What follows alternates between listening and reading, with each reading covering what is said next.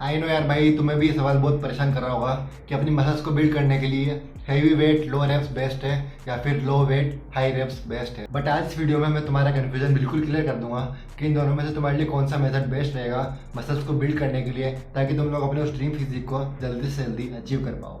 तो देखो यार, सबसे पहले तो ये बात समझो कि केवल इन दोनों में से एक पे स्टिक करके तुम लोग कभी भी मसल्स को बिल्ड नहीं कर सकते। तुम्हें दोनों साइड फ्लेक्सिबल होना पड़ेगा अगर तुम्हें अपनी मसल्स को बिल्ड करना हो तो। क्योंकि देखो, इन दोनों चीज़ों का ना फंक्शन अलग अलग है। जब तुम केवल हाई रेप्स लगाते हो ना, तो उससे तुम्हारी मसल एंड्योरेंस बढ़ती है, या फिर जो तुम्हारे रेप्स लगाने की जो स्ट्रेंथ है ना वो बढ़ती है, जिसे हम साइंटिफिक टर्म में बोलते हैं रेपिटेटिव स्ट्रेंथ। और जब तुम हेवी वेट्स लगाते हो ना, तो उससे तुम्हारा मसल मास बढ़ता है। इसलिए मैंने तुम्हें बोला कि तुम्हें इन दोनों चीज़ों को साथ में लेके चलना होगा अगर तुम्हें मसल्स को बिल्ड करना है तो। ये जो हमारा हाई रेप्स लो वेट वाला जो कॉन्सेप्ट होता है ना, ये हमारे स्लो ट्विच मसल फाइबर्स को बिल्ड करने के लिए बेस्ट होता है। एंड जो हमारा हेवी वेट लो रेप्स वाला कॉन्सेप्ट होता है, ये हमारी फास्ट ट्विच मसल फाइबर्स को बिल्ड करने के लिए बेस्ट होता है। इसलिए यार मैंने तुम्हें पहले ही बोल दिया था कि केवल एक तरफ रह के तुम लोग अपनी मसल्स को बिल्ड नहीं कर सकते। तुम्हें दोनों तरफ टाइम टू टाइम स्विच करना होगा फॉर द बेस्ट रिजल्ट्स। और आगे वीडियो में मैं तुम्हें ऐसा हैक बताऊंगा जिससे तुम लोग अपने मसल एंड्योरेंस और मसल स्ट्रेंथ को दोनों को साथ में एक साथ इंक्रीज कर सकते हो। तो देखो, सबसे पहले बात कर लेते हैं हमारे हाई रेप्स और लो वेट वाले कॉन्सेप्ट की। और देखो, इसमें सबसे पहले बात तो कोई भी पर्टिकुलर रेफरेंस नहीं है कि तुम्हें इतने रेप्स लगाने होंगे तब जाके तुम्हारी मसल्स बिल्ड होगी। पर हाँ, तुम्हें तब तक रेप्स लगाने होंगे जब तक तुम अपने फेलियर को रीच नहीं करते। And it totally depends on you and your weight कि तुम्हें कितने रेप्स लगाने होंगे। हो सकता है कि तुमने ऐसा वेट लिया हुआ हो जिससे कि फेलियर को रीच करने में तुम्हें 30 से 40 रेप्स लगाने पड़े, या फिर उससे ज़्यादा भी लगाने पड़ सकते हैं। So it totally depends on that कि तुमने क्या वेट ले रखा है। अब देखो यार, तुम्हें भी पता है और मुझे भी पता है कि हर एक सेट में कोई भी 30 से 40 रेप्स नहीं लगा पाएगा, क्योंकि सबसे पहली बात तो इससे तुम्हारा केवल टाइम वेस्ट ही होगा। और जो दूसरी सबसे इंपॉर्टेंट बात यह है कि वो है इससे तुम लोग कभी अपने फेलियर को रीच नहीं कर पाओगे। और मैं ऐसा क्यों बोल रहा हूँ, क्योंकि जब तुम इतने सारे रेप्स लगा रहे होंगे ना, तो तुम्हें एक्चुअली में पता ही नहीं होगा कि तुम्हारा फेलियर रेप कौन सा है और तुम्हें कहाँ पे रुकना है। और तुम लोग उस रेप से पहले गिव अप कर चुके होंगे।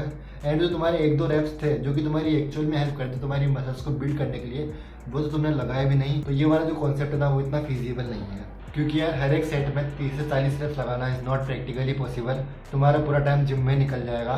बट हाँ, तुम लोग ये जो हाई रेप्स वाला कॉन्सेप्ट है ना, ये तुम लोग अपने आइसोलेट मूवमेंट्स में लगा सकते हो। बट वहाँ पे भी मैं तुम्हें यही बोलूँगा कि तुम लोग ऐसा वेट चूज करना जिससे कि तुम लोग एटमोस्ट 20 से 25 रेप्स ही लगा पाओ, and not more than that. तो देखो, ये तो बात हो गई हमारे हाई रेप्स और लो वेट की। अब बात करते हैं हमारे हेवी वेट और लो रेप्स की।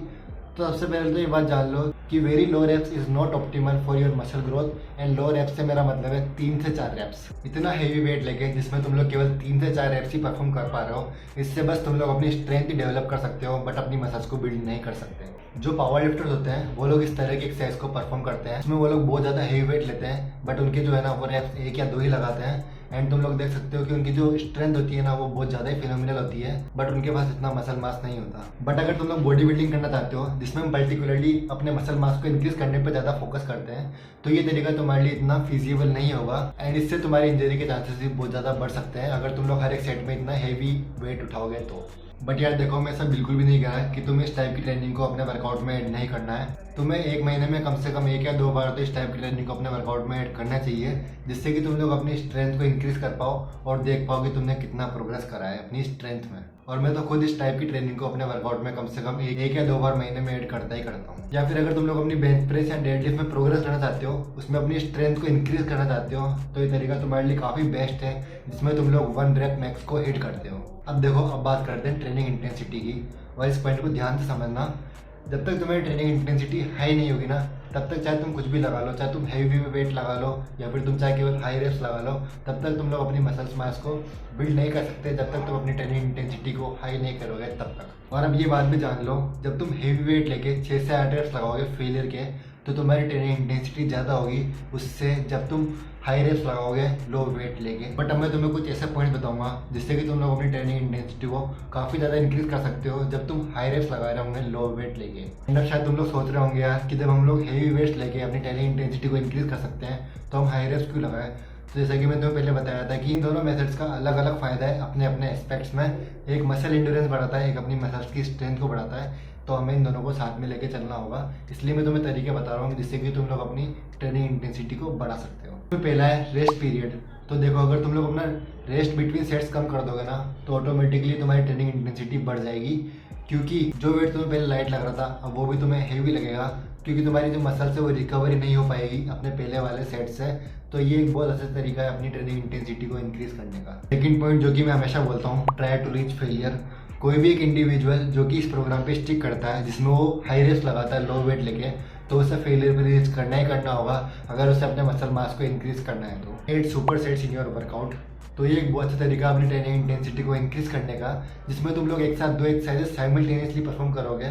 फॉर एग्जाम्पल, अगर तुमने बेंच प्रेस लगाया है तो उसके जस्ट बाद तुम लोग एक पुशअप का सेट लगाओगे, जिससे कि तुम्हारी ट्रेनिंग इंटेंसिटी ऑटोमेटिकली इंक्रीज हो जाएगी। तो देखो यार, अब तुम्हें इतना तो समझ में आ गया होगा कि मसल बिल्ड करने का जो तुम्हारा सारा खेल है ना, वो तुम्हारी ट्रेनिंग इंटेंसिटी पे डिपेंड करेगा, ना कि तुम्हारा हेवी वेट या फिर केवल हाई रेप्स को परफॉर्म करने पे। बट फिर भी अकॉर्डिंग टू साइंस मैं तुम्हें वो रेप रेंज बता देता हूँ जो कि तुम्हारे लिए बेस्ट होगी अपनी मसल्स को बिल्ड करने के लिए, जो कि तुम्हें भी पता है यार, जो कि 8 से 12 की रेप रेंज। और तुम्हें शायद इस 8 से 12 वाली रेप रेंज का कॉन्सेप्ट नहीं पता होगा, तो मैं तुम्हें वो बता देता हूँ।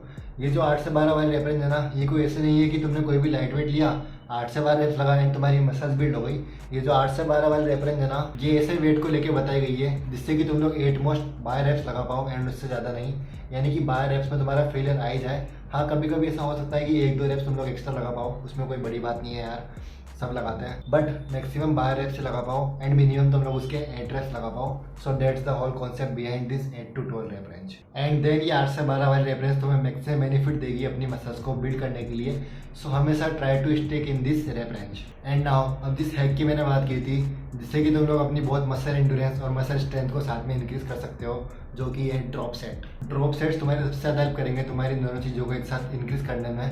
क्योंकि देखो, ड्रॉप सेट में हम हेवी वेट से लिफ्ट करने स्टार्ट करते हैं, जो कि हमारी मसल स्ट्रेंथ को इंक्रीज करेगा, एंड उसके बाद हम धीरे धीरे वेट को ड्रॉप करते करते 3 से 4 सेट कंटिन्यूसली रेप्स के परफॉर्म करते हैं, जो कि हमारी मसल इंड्योरेंस को इंक्रीज करेगा। तो तुम लोग देख सकते हो ये कितना अच्छा तरीका है अपनी मसल इंड्योरेंस और मसल स्ट्रेंथ दोनों को साथ में इंक्रीज करने का। एंड यार, कंक्लूजन में मैं तुम्हें यही बोलूँगा कि तुम्हारी ट्रेनिंग इंटेंसिटी अगर हाई है ना, तो चाहे तुम हेवी वेट लेके लो रेप्स लगाओ या फिर तुम लो वेट लेके हाई रेप्स लगाओ, तुम्हें तुम्हारी मसल बिल्ड करने से कोई भी नहीं रोक सकता अगर तुम्हारी ट्रेनिंग इंटेंसिटी हाई है तो। और अगर तुम लोग ऐसा वेट चूज करते हो जिसमें 8 से 12 में तुम लोग अपने फेलियर को रीच कर पा रहे हो, तो वो कंडीशन सबसे बेस्ट है तुम्हारी मसल्स को बिल्ड करने के लिए। सो गाइज यार, आई होप कि अब तुम्हें समझ में आ गया होगा कि कब तुम्हें किस टाइप की ट्रेनिंग करनी है, जिससे कि तुम लोग अपनी उस ट्रांसफॉर्मेशन जर्नी को एक बूस्ट दे पाओ। एंड प्लीज यार, अब इसे और कॉम्प्लिकेट मत करना, बस अपना 100% देने का ट्राई करना अपने हर एक सेट में, and that's the only thing that matters. तो यार, वीडियो अच्छी लगी हो तो उसको लाइक कर देना और चैनल को सब्सक्राइब भी कर देना। और अब हम मिलेंगे हमारी नेक्स्ट वीडियो में, तब तक के लिए बाय बाय, गुड बाय।